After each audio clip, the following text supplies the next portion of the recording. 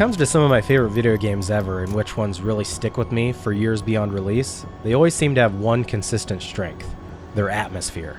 A game's atmosphere surrounds everything in its design. It's just a theme of feeling that surrounds the whole game. It's not something you can just point out, it's just a feeling. Anyone that's played a game with great atmosphere will know exactly what I'm talking about. And one of the best genres to do this is the horror genre. It tends to lend itself to horror because you have this constant feeling of being oppressed or surrounded. It's one of the genres that really gets me immersed in the world like none other. Well, in Bloober's newest game, The Medium, it's one of the best examples of this in the past couple years. The game does have its drawbacks, so it's not perfect or anything, but its atmosphere is one of the best I've played in a while.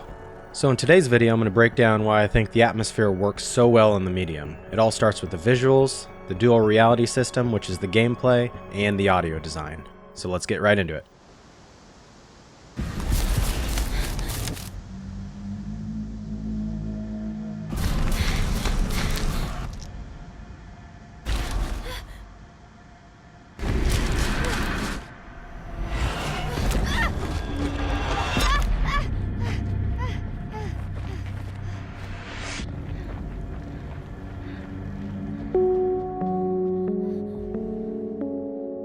Alright, let's start off with the visuals. While outdoors, the environments are dense with lots of grass and trees, while indoors, the environments have nice textures and objects throughout the rooms. It gives every environment that feeling that someone could be living there, or that certain locations might actually exist in the real world. Here are two visual examples early on in the game that really show off the atmosphere. First example is with Marianne at the funeral home. The lighting, level design, and camera angles of this scene really put you in this space. It's almost as if you're sitting in the corner holding the camera yourself. As creepy as that sounds, it's 100% why this scene feels so real and tense.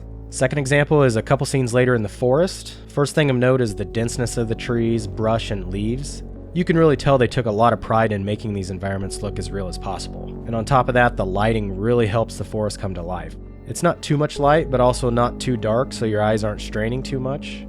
I also really love the choices they made with the camera angles in this game. Marianne is always the focus of the shot, but they do a really good job of always having a compelling background, while also having some kind of foreground elements, like grass or branches, that's in between the character and the camera, which really gives the scene depth. The cinematography of each scene is so well done in this game. And I will say, along with The Last of Us Part 2, The Medium has the most realistic forest I've ever seen in a video game.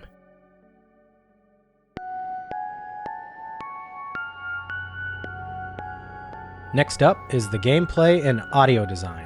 Throughout the game, you'll be finding collectibles that fill in the world's backstory, while also picking up real-world objects like pieces of clothing that you can rotate and unlock some additional audio that will really give you a glimpse into what happened here in the past.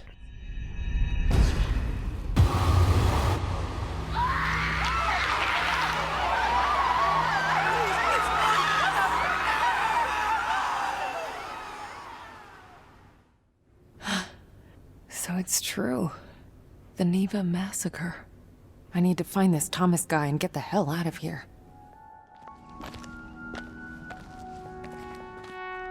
But let's get to the main selling point of this game, the dual reality system. This is where Marianne's powers come into play. Since she's a medium, she can navigate both realms at the same time. Most of the time you'll be in the real world, but about 1/3 of the game you'll be navigating through this dual reality system. You'll be solving puzzles, finding hidden passages, and helping lost souls move on to the afterlife. One of the early puzzles is as simple as activating a power source in the spirit realm that will in turn open up a gate in the real world. The main reason why this system adds so much to the atmosphere begins with what I believe is the best part of this game, the Maw.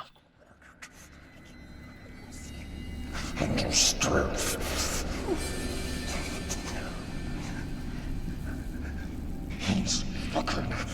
The Maw is this absolutely frightening enemy that will haunt and stalk you throughout the game. And this freak of nature is voiced by none other than Troy Baker. Yeah, you heard that right. Joel from The Last of Us is trying to murder us in this game. Look at me! I knew Troy Baker was an amazing voice actor, but he really plays a monster to perfection. Even Bloober came out saying they barely had to make any edits to his voiceover because he was able to do so many crazy things with his voice. The audio of him chasing you or talking to you in your stealth sections is definitely a highlight in the game for me. It's by far the scariest part and the most mature part of the game as well. They really didn't hold back with his dialogue either. The trigger warning at the beginning of the game totally makes sense now. Just like Resident Evil 2 with Mr. X, the Maw's constant presence and never knowing when he might pop up really is what adds to the atmosphere and tension that's always surrounding you. Oh god. Don't leave me here. If anyone's ever played Layers of Fear, you'll know that you can't even really die in that game, but they managed to keep the player on edge with their audio design. When it comes to Bloober, I think this is the thing they do the best. They really know how to screw with your head with the audio in their games. In the medium, they've really killed it in this department as well.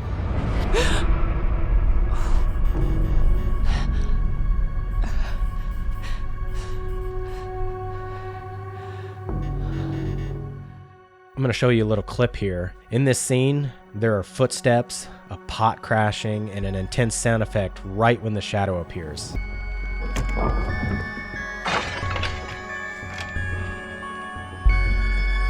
What the hell? Oh shit, that gets me every time. I love that shit. If you want a masterclass in audio design, just play a Bloober game. They are amazing at it.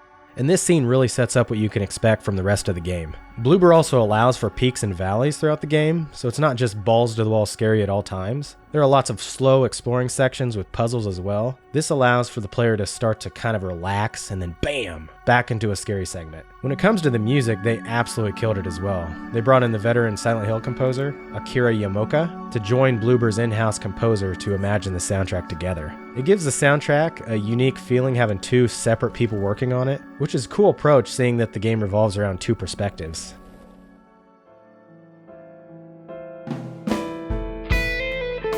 When it comes to other 3D adventure-style games like Detroit Become Human, the first season of The Walking Dead, Heavy Rain, or even Until Dawn, they all have their unique strengths that engage the player. With Detroit and The Walking Dead, it was always the characters and the branching storylines. Heavy Rain, it was the mystery and atmosphere of what was going on in that game. Until Dawn, it was the sheer suspense and atmosphere of that experience. In the medium, it manages to do all of this minus the branching storylines. There is one cohesive story with one ending, but I actually found this refreshing opposed to other similar games. I just love the fact that Bloober put everything they could into one great story. When you think of some of the great stories in gaming, those games have one ending that the player base can enjoy together. Sometimes I think devs can get a little too crazy trying to add bloated value with multiple endings, rather than just trying to knock one story out of the park. But with all that said, these have been all the reasons why I think the medium succeeds and has one of the best atmospheres of any game out today. Thanks for watching, everyone. See you in the next one.